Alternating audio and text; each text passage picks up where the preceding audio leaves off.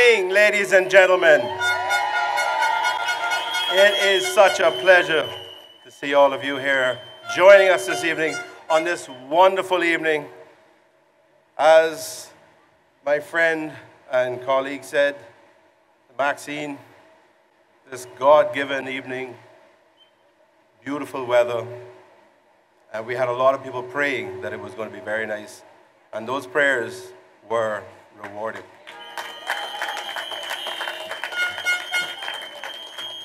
Thank you all very much, those of you who are watching, both online as well as on TV. And Mom, I think you are watching. I hope you're feeling well, and I hope you enjoy it. Ladies and gentlemen, when I retired in 2011, and I was then talked into this role, not just by some of my colleagues here, some of my friends, including the Premier, and that man over there he says I'm nearly as big as he is. I don't think I'll ever be as big as he is. I'm taller than him, but that's about all. But it was their encouragement, but it was also the circumstances that we found that any of us could see this country being in at the time. We had a very dire situation. There was a lot of concern amongst the average person in Cayman, amongst the business people, the business community. What they were observing, what we were all observing, was a country with an economy that was effectively flatlined. There was a complete lack of trust and confidence in government. There were serious concerns. And one of the things we had to do coming into office at the end of May 2013 was we had to administer CPR to this country. And you all know what that acronym means. Was it cardiopulmonary? No. What we administered was the Cayman Progressives resuscitation of this country. That's what we administered. We brought back trust and confidence. We brought back the pride of being Caymanian. Ladies and gentlemen, and if you look at the performance of this government over the last 5 years, you will see that that has been reflected throughout. There is no question about that. You know, the business community today will say a lot of very positive things, but there are those out there who try to pry down the business community and suggest that they're out of touch and they don't understand. We all understand, they understand that things are not perfect for everybody. But the reality is that unless businesses are healthy and can employ people, things would be a lot worse, and there'd be a lot more people in difficulties. So tonight, we have a lot to be thankful for, but we also recognize this entire team, all of my colleagues here, and every one of the new candidates that we have recognized that we still have a lot of work to do in this country. There's a lot of work to do because things are dynamic, things are changing all the time, people are growing up, and we need to have a country which is meeting the needs, meeting the expectations for everybody. And the young people in this country need the opportunities that those of us who are sitting up here had in the past. They need those same opportunities, and it is our job, ladies and gentlemen, to make sure that we create the right environment and that we create the opportunities that they have, that they can have, the same kind that we had when we were their age.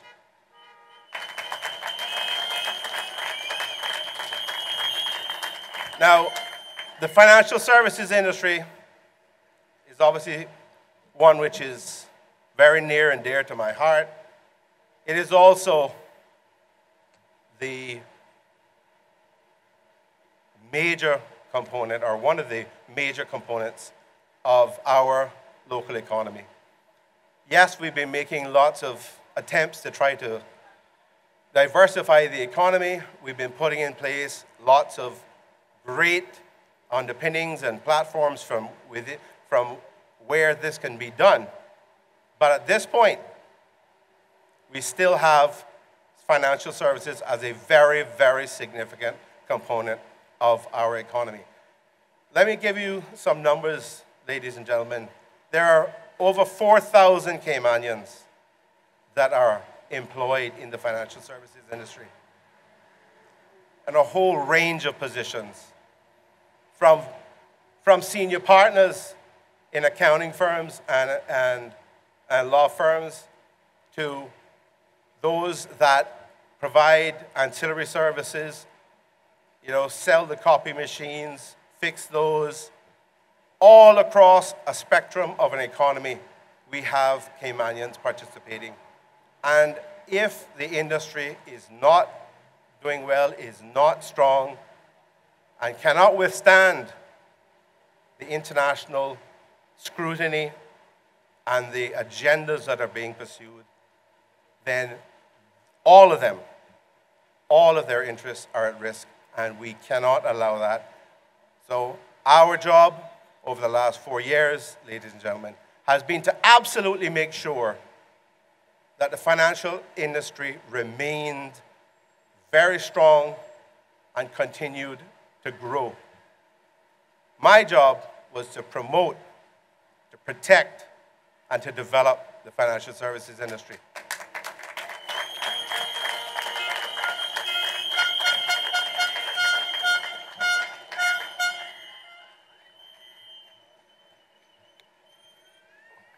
And ladies and gentlemen, make no mistake about it. With my colleagues here, that is exactly what we have done. That is exactly what we have done. Do not listen to the comments out there that somehow we have changed direction on some issue or some policy which has had an impact. Those people who make those kinds of comments, first of all, those types of things are irresponsible, because we all know that words matter these days. We know, let's ask Donald Trump, words matter. And everything that is said can have an impact down the road. And it may not be far down the road. So, when you hear them talking about the financial services industry being negatively impacted, do not believe them. You know who I want you to ask? I want you to go and find some significant people in the financial services industry.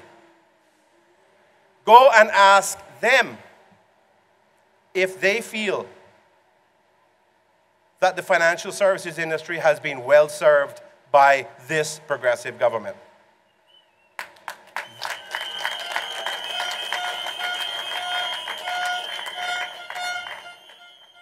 At the end of the day, they represent the body that can tell you whether this government has served the industry well. And based on all the feedback I have had from them, they are very happy with the work that we have done.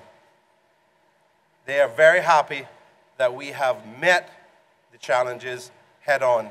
They are very happy that we have someone of the stature of our Premier, Mr. Alden McLaughlin.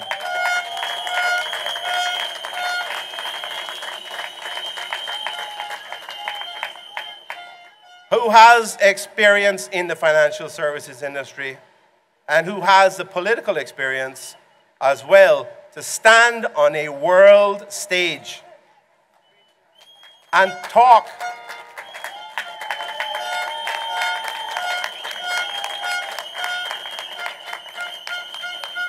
about the achievements of the Cayman Islands, talk about the facts around the Cayman Islands in relation to transparency, in relation to sharing of information, and in relation to our collaboration and cooperation with international obligations. Tell me, ladies and gentlemen, if there was a former minister of all departments and ministries, minister of all things, who could actually go and represent this country at an anti-corruption commission of all things.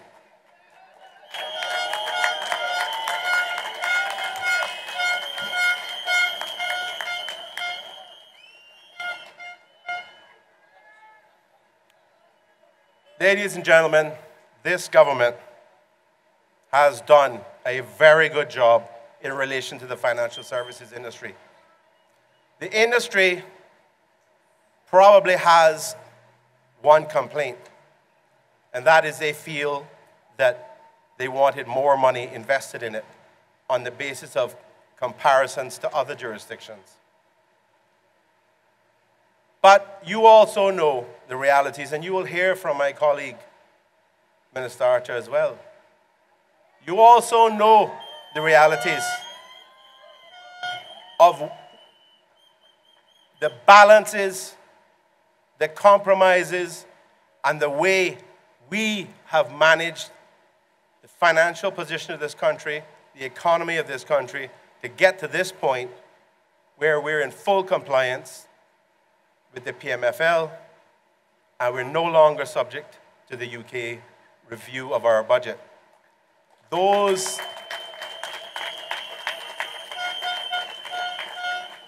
things that we have done along that path, while addressing the needs of a plethora of interests in this country. And I think, ladies and gentlemen, this government has done a good job, a very good job in that respect. And I believe, and I am constantly told, that the financial services industry are happy with what we have done. Let's not forget as well that when we came into office, the industry had an agenda. I think it was about 10 years long, waiting for the types of products and services that they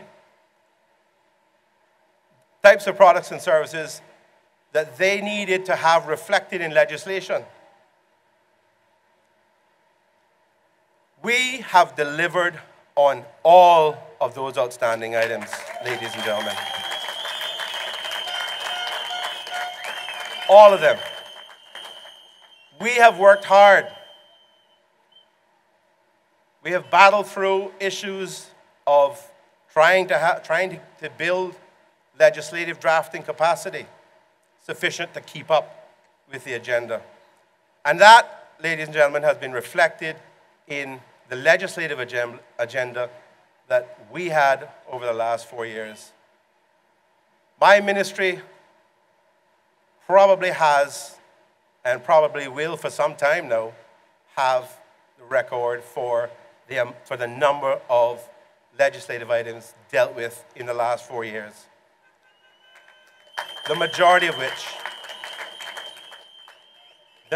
of which, ladies and gentlemen, relate to financial services. Having delivered on those types of things, I don't see how they cannot be happy.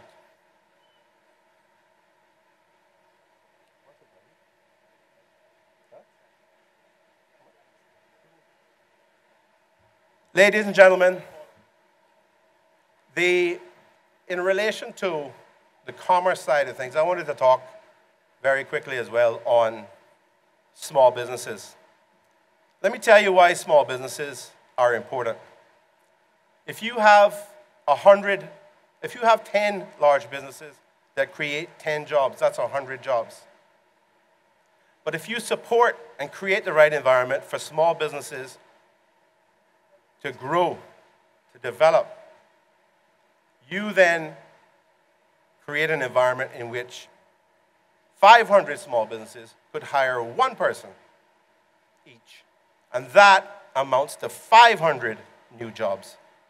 And ladies and gentlemen, given the fact that we have had good economic growth over the last 4 years, culminating more recently with at least 3%, around 3% gross domestic product growth, those are the types of environments which promote that kind of activity and growth for small businesses.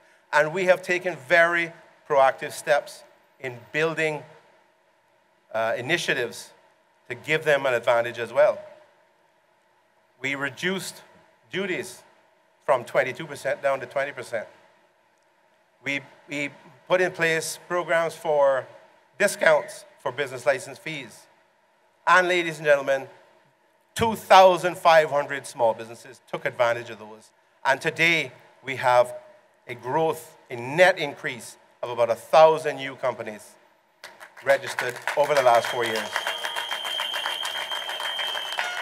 All of that, ladies and gentlemen, points to one thing: better opportunities for Caymanians, better opportunities for their businesses, and better and an improved position for their families. So, ladies and gentlemen, I know you will agree with me. This government has delivered in relation to some of the biggest sectors of our economy. We have delivered in relation to financial services, and we have delivered in relation to small businesses. So, ladies and gentlemen, let me say this. You have every reason, and there's 15 reasons up here. You have every reason based on our record and our performance to give us your support, to give us your confidence, to put this government and all of our colleagues here today on this platform back in the Legislative Assembly to run the country, to provide the benefits, and to provide the opportunities to you, your children, and their children over the next 4 years, ladies and gentlemen. Thank you very much, and have a wonderful evening. Hey, you!